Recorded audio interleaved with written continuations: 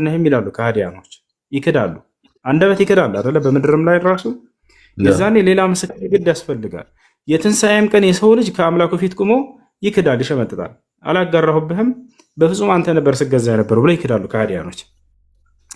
ነቢያቶችም ይመጣሉ፣ ይጠየቃሉ። ለመሆኑ ልኪያችሁ ነበር፣ አድርሱ ብያችሁ ነበር ይላቸዋል።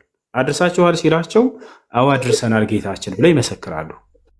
በሱረቱል አዕራፍ ላይ ሲናገር መጀመሪያው ገጽ ላይ ፈለነስአለነ ለዚነ ኡርሲለ ኢለይሂም ወለነስአለነ አልሙርሰሊን ይላል። ነቢያቶቼን ገና ጠይቃቸዋለሁኝ የላኩላቸውንም ህዝቦችን እጠይቃቸዋለሁ ይላል አላህ። አድርሱ ብያችሁ ነበር፣ አደረሳችሁ? ማን ተቀበላችሁ? ምንስ ተቀበሏችሁ? ብሎ አላህ ነቢያትን ሁሉ ይጠይቃል። የውመ የጅመዑ ላሁ ሩሱለ ፈየቁሉ ማዛ ኡጅብቱም ቃሉ ላ ዒልመ ለና እያሉ ይናገር። ከዚያ በኋላ እነዚያ ሰዎች መልሳቸው ምን ይሆናል መስለ ከሃዲያን በፍጹም ነቢይ የሚባል አልመጣልንም ብለው ሸምጥጠው ይክዳሉ።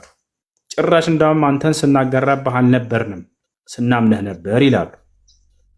በዚህ ጊዜ እነዚህ ሰዎች አንደበታቸው ሲክድ ጊዜ ያን ባዕድ አምልኮ ለመፈጸም የሚሄዱበት እግራቸው ይመሰክራል።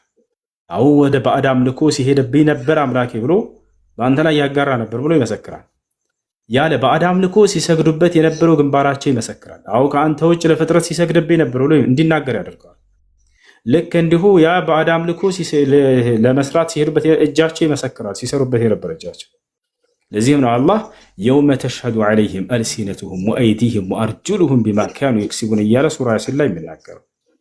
ከዚያ በኋላ የሚገርምህ አፍ ይለቀቃል። አፍ ከታሸገ በኋላ ሙሉ ሰውነት ከመሰከረ በኋላ አፍን ይለቀዋል አላህ። ከዚያ አፍ እንደገና ሰውነትን ይወቅሳል። የሚገርምህ ወቃሉ ሊጁኑድህም ሊመ ሸሂድቱም ዐለይና ለምን በኔ ላይ መሰከራችሁብኝ ብሎ ሰውነትን ይወቅሳል አፍ። ቃሉ ወዲያ ይናገሩታል፣ ይመልሱለታል የሰውነት ክፍሎቹ አንጠቀነ ላሁ አለዚ አንጠቀ ኩለ ሸይ ሁሉን ነገር እንዲናገሩ ያስቻለ አምላክ እኛንም እንድንናገር አስቻለና ምን እናድርግ ብለው ይመልሱለታል አንደበት ላይ አፍ ላይ። ወሁወ ኸለቀኩም አወለ መራ ወሁወ ቢኩል ሸይን ዓሊም ወማ ኩንቱም ተስተቲሩነ አን የሽሀደ ዐለይኩም ሰምዑኩም ወላ አብሳሩኩም ወላ ጅሉድኩም ወላኪን ظነንቱም አነ ላሀ ላ ያዕለሙ ከሲራን ሚማ ተዕመሉን ወዛሊኩም ظንኩም አለዚ አርዳእኩም ቢረቢኩም ፈአስበሕቱም ሚነል ኻሲሪን ፈኢን የስቢሩ ፈናሩ መትወን ለሁም ወኢን የስተዕቲቡ ፈማ ሁም ሚነል ሙዕተቢን እያለ ይናገራል። ስለዚህ እነዚያ ሰውነት ክፍሎች እንዲመሰክሩበት የሚደረገው አንደበት ነቢይ መምጣቱን አምላክን ሲያመልክ እንደነበረው ይህን ሁሉ መሸምጠቱንና መካዱን ሲያይ ጊዜ ነው አላህ ሱብሓነሁ ወተዓላ በራሳቸው እንዲመሰክርባቸው የሚያደርገው። ኦኬ ታንኪዩ። ኖርማሊ ጥያቄ ምንድን ነው? አላህ ሁሉን አዋቂ ነው። ሰው እንዲናገር ወይም ደግሞ ሰው ስለራሱ እንዲመሰክር የማይፈልግ ነው። በፍርዱም ደግሞ የማያጓድል ነው። ጀስት ከዚህ ተነስቼ ነው ማለት ሰው መናገር የለበት ፍጡር መናገር የለበትም። ጀስት በፍርድ ቀን አላህ እውነታውን ስለሚያውቅ በፍርድ ስለማያጓድል የሰውን ወይም ደግሞ የራሱን ምስክር አይፈልግም በሚለው ሁለቱ ስለሚቃረኑ የጠየቁ። ኦኬ እሺ፣ ወደ ሁለተኛውን ጥያቄ የተወሰነ ሁለተኛውን ልጠይቅህና ወንጌልና ኦሪትን በተመለከተ ነው። ቁርአን ላይ በብዙ ቦታዎች ላይ ኦሪትና ወንጌል ከአላህ ዘንድ የወረዱ መጽሐፍት መሆናቸውን በእጁ ላይ ያለውን የሚያረጋግጥ እንደሆነ ይናገራል። ኖርማሊ ቁርአን ላይ ስለ ኦሪትና ስለ ወንጌል ይናገራል። ያ ማለት እነዚህ ቁርአን ከመውረዱ በፊት ያሉ ምንላቸው ማለት ነው። ቁርአን ከመምጣቱ በፊት ያሉ መጽሐፍት ናቸው እነዚህ። እነዚህ ምንድናቸው? ትክክል ናቸው። ምንድነው? ኖርማሊ እውነተኛ መጽሐፍ ናቸው ብሎ ነው የሚወስደው ቁርአን የሚያስቀምጠው ማለት ነው። ቁርአን ቀዳማዊ መጽሐፍትን እውነተኛ መሆናቸውን ካረጋገጠና የአላህ ቃላት ማንም መለወጥ እንደማይችል ከገለጸ በአሁኑ ሰዓት እኛ ክርስቲያኖች እና አይሁዶች እጅ ያለ መጽሐፍት ተበርዘዋል ወይም ደግሞ ተለውጠዋል የሚል መከራከሪያ ታመጣላችሁ እና ጀስት ከቁርአን ጋር አይጋጭም ወይ? ከቁርአን በፊት ያሉ መጽሐፍት ወንጌልም ከቁርአን በፊት ነው የነበረው አክቹአሊ። እንደገና ደግሞ የኦሪት መጽሐፍትም ከቁርአን በፊት የነበሩት ያን ቁርአን ትክክል እንደሆኑና እንደማይለወጡ ትክክለኛ የአላህ ቃል እንደሆነ ያስቀምጣቸዋል። ግን ደግሞ እናንተ እንደ መከራከሪያ የምታነሱት ምንድነው? የተበረዙ ወይም ደግሞ የተለወጡ ናቸው ብላችሁ የምታስቀምጧቸው እና ይህ ከቁርአን ጋር አይጋጭም ወይ? የቱ ጋር ነው ኦሪትና ወንጌል እንደማይበረዙ የተነገረበት? ኦኬ እሺ፣ ሱረቱ አልማኢዳ 5:46-48 5:46-48 እና ሱረቱ ዩኑስ 10:94 ላይ ማለት ነው። እያነበብካቸው እስኪ እንሂድ። ኦሪትና ወንጌል እንደማይበረዙ የተነገረበት የቱ ጋር ነው? ተውራትና ኢንጂል ብሎ ነው የሚያስቀምጠው።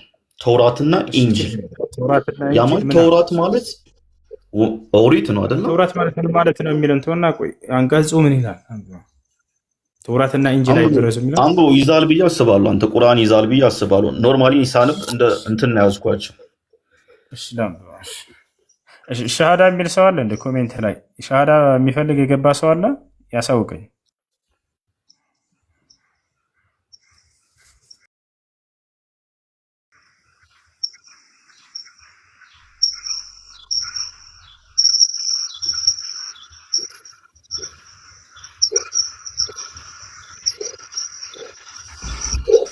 እሺ ምዕራፍና ቁጥር ንገረኝ ኪንግ። ይቅርታ ሱረቱ አልማይዳ 5:46 ከ48 46 እስከ 48 እሺ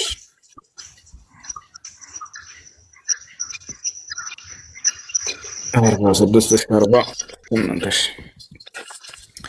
እሺ እዚህ ቦታ ላይ አሁን የምንፈልገው ምንድነው? ኢንጂልና ተውራት ወይም ተውራትና ኢንጂል ወይም ወንጌልና ኦሪት እንደማይበረዙ አይበረዙም ተብሎ የተነገረበትን ልንፈልግ ነው። በፈለጎቻቸውም በነቢያቶች ፈለግ ላይ የመርየምን ልጅ ዒሳን ከተውራት በስተፊቱ ያለውን አረጋጋጭ ሲሆን አስከተልን። ኢንጂልንም በውስጡ ቀጥታና ብርሃን ያለበት በስተፊቱ ያለችውን ተውራትንም የሚያረጋግጥ ለጥንቅቆችም መሪና ገሳጭ ሲሆን ሰጠ ነው። 47 የኢንጂልን ባለቤቶች በውስጡ የአላህ ባወረደው ሕግ ይፍረዱ። አላህ ባወረደው ሕግ የማይፈርድ ሰው እነዚያ አመፀኞች እነርሱ ናቸው ይላል። 47 ልቀጥል ወይስ ይብቃ? እንቀጥል። 48 ወደ አንተም መጽሐፉን ከበስተፊቱ ያለውን መጽሐፍ አረጋጋጭና በእርሱ ላይ ተጠባባቂ ሲሆን በእውነት አወረድ ነው። በመካከላቸውም አላህ ባወረደው እሱ ጋር ማለት እሱ ጋር በእውነት የወረደ መሆኑን የሚገልጸው እዛ ጋር ነው። ፕላስ ደግሞ ሱረቱ ዩኑስ ላይ 10:94 ላይም እንደዛ ይላል። በእውነት የወረደ የሚለው እዚህ ቦታ ላይ ቁርአን ማለት ነው። ቁርአን እያለ ነው ይላል መሰለ ወአንዘልና ኢለይከል ኪታበ ቢልሐቅ ይላል። በእውነትም ወደ አንተ መጽሐፍን አወረድኩኝ እያለ ነው አላህ።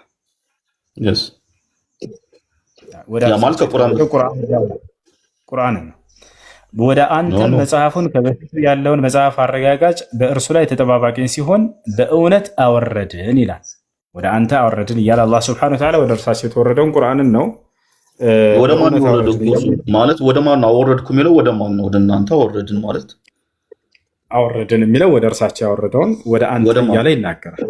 ወደ ማን? ወደ ነብዩ ሰለላሁ ዐለይሂ ወሰለም። እንደዛ እኮ አይደለም የሚለው እኮ የሚያወራው እኮ ስለ ተውራትና ስለ ኢንጂል ነው የሚያወራው። ያንን የበፊቶቹን አስመልክቶ የሚናገረው እዚያ ላይ ከበስተፊቶቹ ያሉትን አረጋጋጭና ተቆጣጣሪ የሚላቸው እነዚያ ነው። ትክክል። አወረድን የሚለው ደግሞ ወደ አንተ የሚለው ደግሞ ቁርአንን ነው። ያው ምን ይላል? ወአንዘልና አወረድን ኢለይከ ወደ አንተ አልኪታብ መጽሐፉን ቢልሐቅ በእውነት ሙሰደቀን አረጋጋጭ ሊማ በይነ የደይህ ከእርሱ በስተፊቱ ያሉትን መጽሐፍቶች የሚለው ሚነል ኪታብ መጽሐፍቶች ይላል። እነዚያን ተውራትና ኢንጂልን አረጋጋጭ ማለት ነው። እንዲሁም ደግሞ ያወረደው አላህ ነው ያወረደው፣ ከአላህ የወረዱ ናቸው። ተውራትና ኢንጂል ከአላህ የወረዱ ናቸው። እሱ ላይ ምን ጥያቄ የለውም። ስለዚህ የአላህ ቃል ደግሞ አይለወጥም፣ ማንም አይለውጠው ነው፣ እውነተኛ ነው። ኦሪትና ወንጌልን መቀበል አለብን ማለት ነው። ቆይ ላስረዳ። እኛ ኦሪትና ወንጌልን የምንቀበለው መብት ፍላጎት ብቻ ግዴታችን ነው። ግን ምን ማለት ነው ከተባለ አላህ ስብሐነሁ ወተዓላ በሙሳና በዒሳ ላይ ተውራትና እንጂል የሚባሉ መጽሐፍቶችን እንዳወረደ ይህንን አምነው መቀበል ግዴታ ነው። ገብቶሃል? ያንን እናምናለን በደንብ አድርገን። ከእምነት መሰረት እንዳውም አልኢማን ሲታ ምን ናቸው? አልኢማን ቢልኪታብ አው ቢልኩቱብ በመጽሐፍቶች ማመን፣ በተውራት በኢንጂል ለሙሳና ለዒሳ የተሰጡ መጽሐፍቶች መሆናቸውን ማመን ግዴታ ነው። ግን የአላህ ቃል አይለወጥም የሚለውን ይሄንን ምን ለማለት እንደሆነ ላስረዳ። ኪንግ በዚህ አንተ ስለተረዳኸው ነው የአላህ ቃል አይለወጥም የሚለው። ስለዚህ እነርሱም የአላህ ቃል ናቸውና ተለውጠዋል ልትሉ አይገባም ነው ሐሳብ አይደለ? አይለወጥም እያለ እናንተ ተለውጧል ተበርዟል ማለት መከራከሪያ ታነሳላችሁ። ልነግርህ ነው የአላህ ቃል አይለወጥም ሲባል አላህ ራሱ የጠበቀ ዋስትናውን የጠበቀውን መጽሐፍ አዎ ማንም ሰው ሊለውጠው አይችልም። ከፈጣሪ ማንም ነጥቆ ሊበርዝ አይችልምና ነገር ግን ያንን የፈጣሪ ቃል ያንን የፈጣሪ ቃል የጥበቃ ዋስትናውን ለሰዎች ከሰጣቸው የዛኔ እነዚያ ሰዎች የጥበቃ ኃላፊነቱን ተቀብለው ላይጠብቁ ይችላሉ፣ ሰዎች ናቸውና። ራሱ ግን ፈጣሪ ያንን ከጠበቀ ማንም ሰው ሊበርዘው አይችልም። ለምሳሌ ቁርአንን እንውሰድ። የጥበቃ ዋስትናውን ለማን ሰጠ? ቁርአንን። የጥበቃ ዋስትናውን ደግሞ ተውራትና ኢንጂልን ለማን ሰጠ የሚለውን የዛኔ አሁን በማስረጃ እንመልከታቸው። አላህ ቁርአንን ሲናገር ኢና ነሕኑ ነዘልና ዚክረ ወኢና ለሁ ለሓፊዙን አለ። ቁርአንን እኔ ነኝ ያወረድኩት እኔም ነኝ የምጠብቀው አለ። የምጠብቀው ማነኝ አለ? እኔ ነኝ አለ። ተውራትና ኢንጂልንስ እንዲጠብቁ ዘንድ ሊቃውንቶቻችሁ ኃላፊነትና ተሰጥተው ነበር። ያ ማለት ከነቢያቶች በኋላ የተነሱ ህዝቦች ኃላፊነትና ተሰጡ። ያንን ግን እነሱ ሰው ናቸውና እነዚያ ሰዎች የተሰጣቸውን አደራ ሊጠብቁ አልቻሉም። ጥበቃው እንደተሰጣቸው ማስረጃ አለ ወይ ለእነርሱ? አዎ። እንዳልጠበቁት ማስረጃ አለ ወይ? አዎ። ከፍቼ ላሳየህ። አሁን ያመጣው ምዕራፍ ላይ እዚያው ላይ ቀጥታ ሳንሄድ እዛው አንቀጹ ላይ ነው መልከተው። ያው እና በደንብ ተከታተል። አሁን ወደ አንተ መጽሐፉን ከበፊቱ ያለውን መጽሐፍ አረጋጋጭ፣ በእርሱ ላይ ተጠባባቂ ሲሆን በእውነት አወረደን። በመካከላቸው አላህ ባወረደው ህግ ፍረድ። እውነቱም ከመጣልህ በኋላ በዝንባሌዎቻቸውን አትከተል። ከእናንተም ይቅርታ፣ ይህ ስለ ቁርአን ነው እየተናገረ ያለው፣ ስለ ኦሪትና ስለ ኢንጂል ወንጌል። እዚህኛው ላይ ያውና 44 ላይ መለስ ብለህ ያው ኪንግ እዚህ ቦታ ላይ ስለ ኦሪት ሊናገር ነው፣ ስለ መጽሐፍቶቹ ሊናገር ነው ስላለፉት። እኛ ተውራትን በውስጧ መምሪያና ብርሃን ያለባት ስትሆን አወረደን። እነዚያ ትእዛዛትን የተቀበሉት ነቢያት በእነዚያ በአይሁዳውያን በሆኑት ላይ በእርሷ ይፈርዳሉ። አሁን ሊቃውንቱና አዋቂዎቹም ከአላህ መጽሐፍ እንዲጠብቁ በተደረጉትና በእርሱም ላይ መስካሪዎች በሆኑት ይፈርዳሉ። ሰዎችንም አትፍሩ፣ ፍሩኝም። በአንቀጾቼ አነስተኛን ዋጋ አትለውጡ።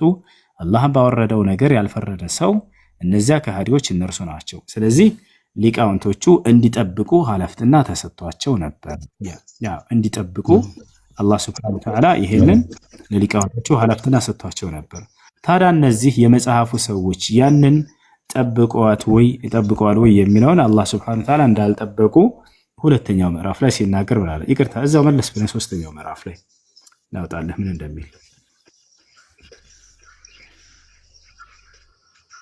እሺ ሲናገር ምናለ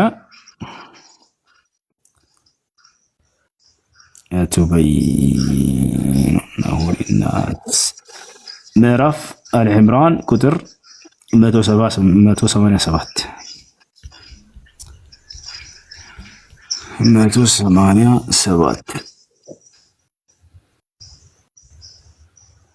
187 ላይ እንሂድ።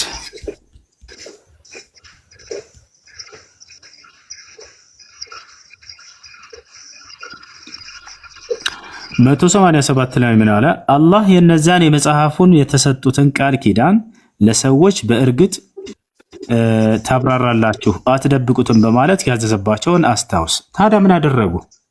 እነዚያ ቃል ኪዳን የተያዘባቸው ለሰዎች እንዲጠብቁት ቃል ኪዳን የተያዘባቸው ሰዎች ምን አደረጉ? በጀርባዎቻቸው ኋላ ጣሉት። አየህ፣ በእርሱም ጥቂትን ዋጋ ገዙ፣ የሚገዙትም ነገር ከፋ ይላል። እነዚህ ሰዎች ከጀርባዎቻቸው ኋላ እንደጣሉት እንዳልጠበቁት አላህ ሱብሓነሁ ወተዓላ እነዚያን የመጽሐፍ ሰዎችን ይናገራል ማለት ነው። ይህን ይመስላል ባጭሩ። ኦኬ ታንክ ዩ። ጀስት ግን የአምላክ ቃል መጠበቅ አልቻሉም ማለት የአላህ ቃል ትክክል አይደለም ማለት አይደለም። ማለት የአላህ ቃል በሰዎች የሚፈርስ አይደለምና በሰዎችም የሚሻል አይደለምና አይደለም። የሰዎች ድክመት ነው አክቹዋሊ የተቀመጠው። የሰዎች ድክመት ነው። እነሱ ጣሉት ማለት ትክክል አይደለም ማለት አይደለም። ስለማይለወጥ ትክክለኛ ስለሆነ ማለት ነው።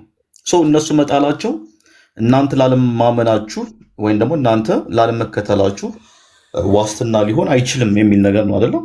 እዚህ ጋር ምን ይዘው እነሱ ጣሉት ብላ አንተ አጥሎም የአላህ ቃል ነው፣ አላህ ያወረደው ነው። እነሱ በርዘው ጠበቁ። ስለዚህ በአምላክ ላይ አሁን የሚጠበቀው ምንድን ነው? ቀጣይ ያንን መጽሐፉን በዚያ ውስጥ ያለው ትምህርት ምን እንደነበረ ሊያረጋግጥ የሚችል ሌላ አዲስ ነብይ ሲያስነሳ መጽሐፍን ሊያወርድልን ይገባል። ስላለፉት መጽሐፍቶች ስለመበረዛቸው የሚነግረን። ስለዚህ አምላክ አላህ ሱብሓነሁ ወተዓላ ደግሞ ይሄን ያደረገ ነብዩ መሐመድ ሰለላሁ ዐለይሂ ወሰለም አስነሳና ከነዚህ መጽሐፍቶች በኋላ ቁርአንን አወረደላቸው። በዚያ ውስጥ በእነዚያ መጽሐፍቶች ላይ የነበሩትን እውነታዎች ምን እንደነበሩ፣ ሐሰቱ ደግሞ ምን እንደነበር ግልጥ አድርጎ በዚህኛው መጽሐፍ ላይ ለህዝብ ማስረዳትና መግለጽ ስላለበት ያንን ገለጽ አደረገ። ይሄ ነው። ኦኬ እሺ፣ ታንኪዩ። ሌሎች ነበሩ፣ ደክመዋል፣ መሽቷል። ታንኪዩ። ሌላ ጊዜ መጠየቅ ልመጣ እችላለሁ። አመሰግናለሁ። እሺ መርሐባ። መልካም ጊዜ። ሰላም አለይኩም ወራህመቱላሂ ወበረካቱ። ሰላም አለይኩም ወራህመቱላሂ ወበረካቱ። ወአለይኩም ሰላም ወራህመቱላሂ ወበረካቱ። አላህ እንደው ለዱንያም ለአኺራ ስኬት አላህ ያርግልህ፣ ለህይወትህ ማማር አላህ ያርግልህ። ሁሱ ሁላችሁንም ጨምሮ ማለት ነው። ኪንግ ስታነሳቸው የነበሩ ሐሳቦች ላይ አንዳንድ ነገሮች ልፈልግ ነበር። ሁሱ 3 ደቂቃ ከፈቀደልኝ። አይሽ ፈቃደኛ ነህ? ኦኬ እሺ።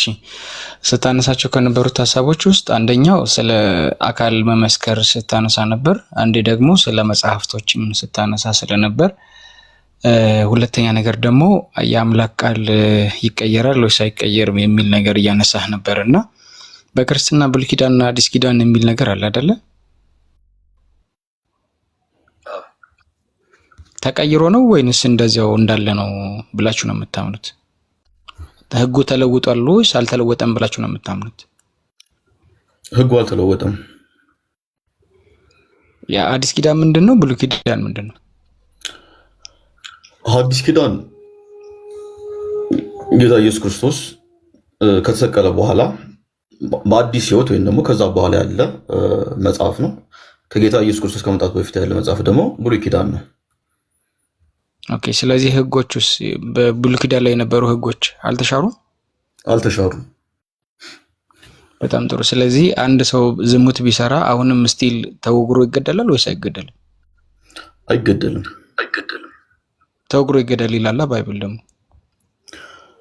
አይደለም፣ ተወግሮ ይገደል ማለት ጀስት የኃጢአቱን ከፍታነት ለማሳየት ነው እንጂ ተወግሮ ይገደል ማለት ይሞት ማለት አይደለም።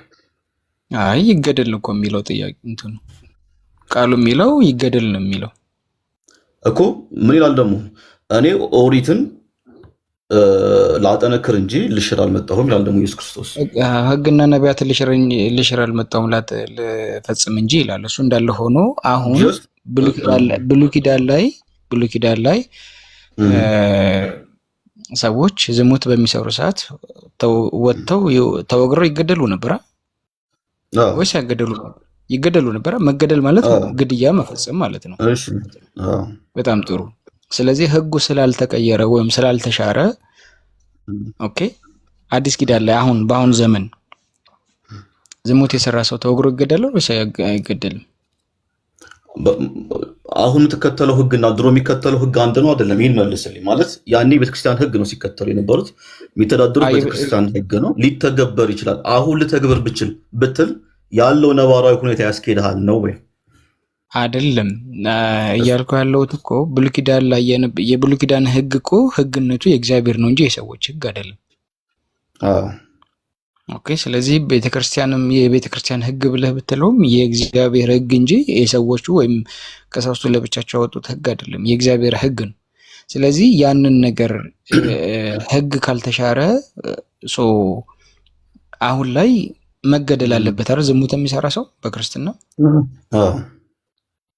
ስለዚህ ለምንድን ነው አይገደልም ያልከኝ?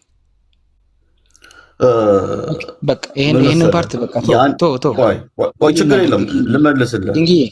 ኪንጊ ሌሎችን ሀሳቦች ሁሱ ማለት የነበረው ሁኔታ ነው አንተ ማየት ያለብህ። ያኔ የሚተዳደሩበት መንግስታትና አሁን ላይ ያለው አስተዳደር ወይም ደግሞ ህግ ምንድን ነው የሚለውን ደግሞ ማየት አለብን አይደለም? ስለ መንግስት አይደለም እያወራህ ያለሁት። ስለ መንግስት አይደለም እያወራህ። ምን ይላል መሰለህ? ስለ እግዚአብሔር ህግ ነው እያወራህ ያለሁት እኮ። ቆይ ብሉይ ኪዳን ላይ ምን ይላል መሰለህ? በሙሴ ህግ በብሉይ ኪዳን ውስጥ ምንዝርና ወይም ደግሞ ዝሙት የፈጸሙ ሰዎች በሞት ወይም ደግሞ በውግረት እንዲቀጡ የሚያዙ ጥቅሶች አሉ። ለምሳሌ ዘሌዋውያን 20:10 ላይ ማየት እንችላለን። ማንኛውም ሰው ከሌላ ሰው ሚስት ጋር ቢያመነዝር አመንዝራና አመንዝራይቱ ፈጽሞ ይገደሉ ይላል።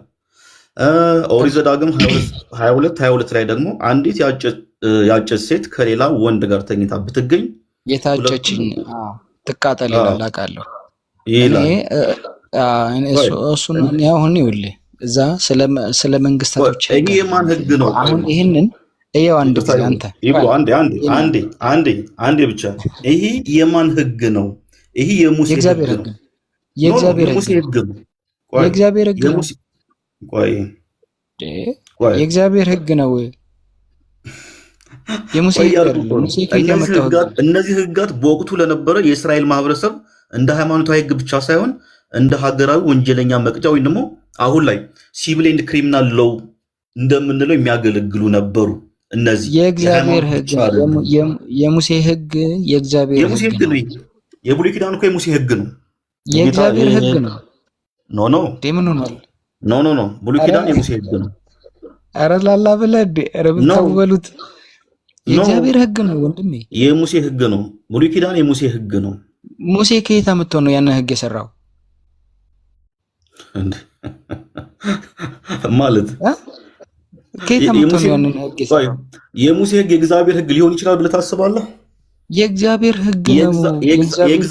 የእግዚአብሔር ህግ የሙሴ ህግ ሊሆን ይችላል እንጂ የሙሴ ህግ የእግዚአብሔር ህግ ሊሆን አይችልም። ብሉይ ኪዳን ደግሞ የሙሴ ህግ ነው። እንዴት የሙሴ ህግ የእግዚአብሔር ህግ ይሆናል እንጂ የሙሴ ህግ የእግዚአብሔር ህግ ነው ብለህ መውሰድ አትችልም። የእግዚአብሔር ህግ ግን ሙሴ ስለሚያስተዳድረው የሙሴ ህግ ብለህ ልትጠቀም ትችላለህ። ግልጽ ነው አይደለም? ይሄ ደግሞ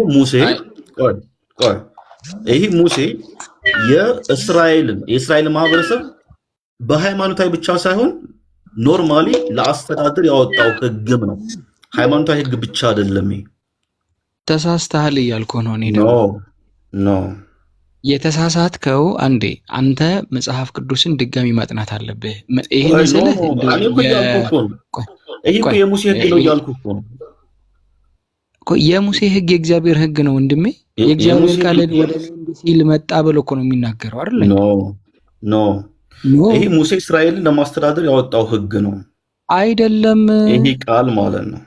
አላሁ አክበር። ጋይስ ሪከርድ እያደረጋችሁ ነው? ተው እንጂ የኔ ወንድም።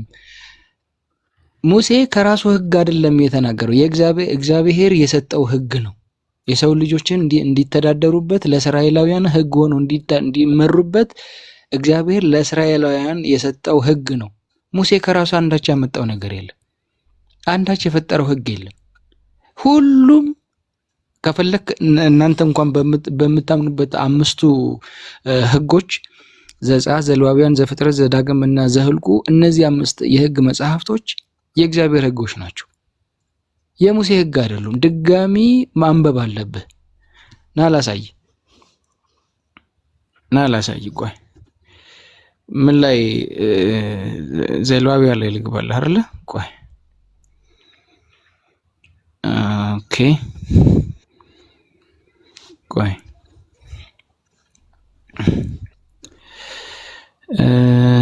እሺ ላውጣልህ እንዴ